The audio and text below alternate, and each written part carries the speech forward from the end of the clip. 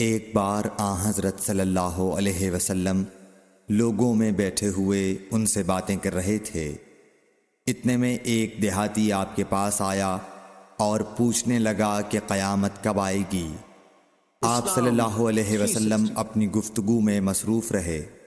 بعض لوگ جو مجلس میں تھے کہنے لگے، آپ صلی اللہ علیہ وسلم نے دیہاتی کی بات سنی لیکن پسند نہیں کی، اور بعض کہنے لگے کہ نہیں بلکہ آپ نے اس کی بات سنی ہی نہیں۔ جب آپ اپنی باتیں پوری کر چکے تو میں سمجھتا ہوں کہ آپ صلی اللہ علیہ وسلم نے یوں فرمایا، وہ قیامت کے بارے میں پوچھنے والا کہاں گیا؟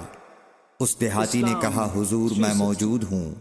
آپ نے فرمایا کہ جب امانت ایمانداری دنیا سے اٹھ جائے تو قیامت قائم ہونے کا انتظار کر۔ اس نے کہا، ایمانداری اٹھنے کا کیا مطلب ہے؟